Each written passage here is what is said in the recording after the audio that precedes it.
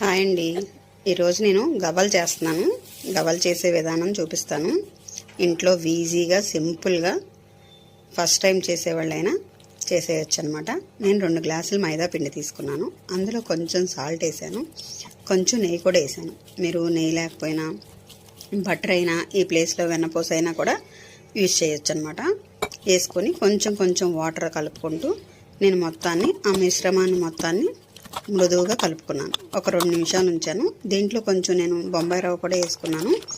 తర్వాత ఆయిల్ వీటెక్కిన తర్వాత ఈ గవ్వల్ని ఇదిగోండి చూడండి, ఇది మన ఇంట్లో అందరిళ్లలోనూ ఉండేది. ఈజీగా గవ్వలు చెక్కే అవసరం లేదు, సింపుల్గా చేసేసుకోవచ్చు. చేసుకున్న బాల్స్ మొత్తాన్ని నేను ఇలాగా నీట్గా చూడండి గవ్వలు ఎలా వచ్చాయో ఇలా చేసి పక్కన పెట్టుకున్నాను 2 సార్లుగా.